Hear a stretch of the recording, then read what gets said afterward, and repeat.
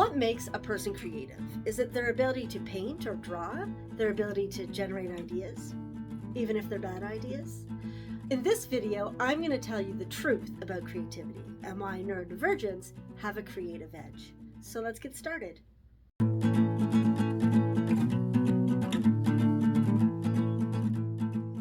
We often separate creatives from non-creatives based on some level of artistic skill. But creativity is an important part of the human experience. We all have the capacity. So why is it that some people feel like they're very creative, while others feel like they're not creative at all? For one thing, creativity is like a muscle. The more you work at it, the stronger your creativity is going to get. But if you only stick to one area, just like skipping leg day, you're gonna end up top-heavy. For true creative fitness, you need cross-training. Whatever you do, don't get stuck in your comfy craft corner doing the same thing over and over again. Try new techniques, styles, and mediums, and do it often. You may find this counterintuitive to mastering a specific type of art, but creativity goes far beyond art. If you're struggling to even get started, Julia Cameron has an excellent book called The Artist's Way. In it, she recommends two things. The first thing she recommends is morning pages. This is a journaling exercise where you write 3 pages of automatic writing first thing in the morning, before you even look at your phone. The idea is that you take whatever's in your head and you put it on the page so that you have space for more creativity later in the day.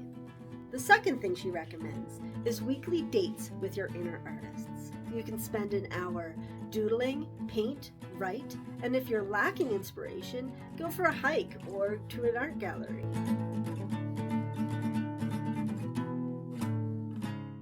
The idea is that you schedule time every week to reconnect with your creative side. The Artist's Way is an excellent book if you've lost touch with your creativity. But what if you feel like you've never been creative in the first place? Do you need to be crafty to be creative? The answer is absolutely not. Creativity is a constant. You can't pick it up and put it down the way you do a craft project. It is happening in your brain all the time, whether you're aware of it or not. Even if you're not artistic, creativity shows up as problem solving, repurposing, or storytelling, even the stories you tell yourself. The stories we tell ourselves can be our most creative, but they can also be the most damaging. Rumination, catastrophizing, which is when you come up with their worst case scenarios, and even rejection sensitivity are all examples of how our creativity can cause us pain. You've heard of idle hands? Well, an idle, neurodivergent brain can get you in all sorts of trouble. And art practice can help us process all that extrasensory information we experience. And if our art practice involves some sort of repetitive motion, like knitting, we get the added bonus of a meditation. But there is an even better way to use your creativity in a positive way, and that is through life crafting. This is a relatively new idea, but life crafting is a technique that's used to create meaning in your life. The idea is pretty simple. Plan for gratitude. Build your goals around the things that won't just bring more happiness, but that will increase your gratitude. Then create a life's curriculum or education that's in alignment with that gratitude.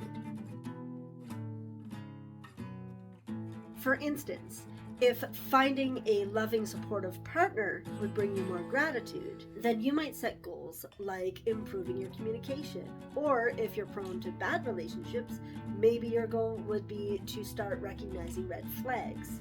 Whatever makes sense to you. The idea is that when you align your goals with what would bring you more gratitude, no matter how close you get to that goal, whether you achieve it or not, you're going to end up with more gratitude.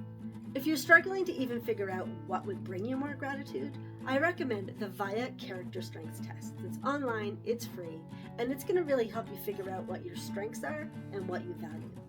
Another great resource is Tracy Otsuka's course, Your ADHD Brain is A-OK. This is going to help you figure out your values, passions, and purpose. So we've talked about how to strengthen our creative muscle and how to use it to help us instead of hurt us. But now it's time to go deep. And I know the neurodivergents out there are thinking, yes, finally. So here's the scoop. Creativity in the brain has two pathways. There's divergent thinking and convergent thinking. Divergent thinking is more often associated with creativity. It's idea generating. The word divergent is often thought to just mean different, but it actually means expansive.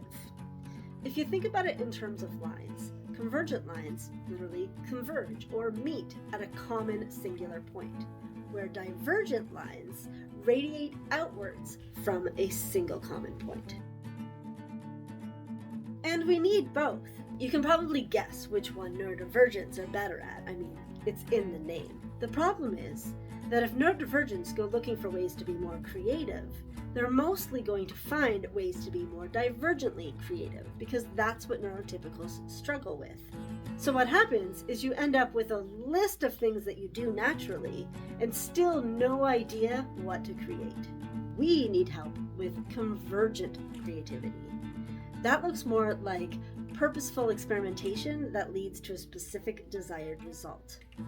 And that's why we have a million ideas and no finished projects. As far as the brain is concerned, creativity is an action. It's directly linked to dopamine, which is responsible for motivation. Back in our caveman days, that motivation would have been used for hunting. We would need to be able to come up with lots of ideas on how to catch our prey, divergent thinking, but we'd also need to be able to decide the best course of action, convergent thinking. Without both pathways, we wouldn't be successful. As an ADHDer, you might be wondering, if your dopamine levels are so low, how do you manage to stay so creative? And that's because dopamine affects convergent thinking more.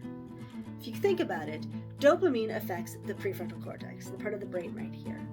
And it's responsible for things like memory and decision making. That's why we can come up with so many ideas, but we struggle to eliminate the bad ones. And that's where creative practice comes back in. And it's not just about making cool art. If you can master the art of experimentation, your convergent thinking is going to improve. Experimentation allows our divergent creativity to run free while asking the convergent thought of what happens when, which is the first step in making creative decisions, because inevitably what happens when results in either this cool thing happened or it was a complete failure. And failure is fundamental to creativity. And I know that the perfectionists out there just clutch their pearls, but I'm being serious. Nothing moves things forward faster than failure. We live in a society that fears failure, and I get that because failing in life has dire consequences. But failing in the art studio is the best thing that could happen. Failure is also a very important part of neuroplasticity. That is our ability to change our beliefs and behaviors on a brain level. Without it, change happens much slower. Okay, so you've made it this far. Do you want to know the best way to help develop your creativity? That's to adopt a creative mindset. Have you heard of a growth mindset versus a fixed mindset? Well, for neurodivergence, a growth mindset can be just as limiting as a fixed mindset. And that's because it's linear and our brains are expansive. They're divergent. So we're going to make moves that look like we're moving backwards or at least sideways. And that's not a flaw in our design. We may not be good at climbing that corporate ladder, but what we are good at is building a solid foundation. And when things get shaky, that ladder's coming down and we're still standing on solid ground, ready to rebuild. And that's why neurodivergents have an edge on creativity. Thanks for watching. See you in the next video.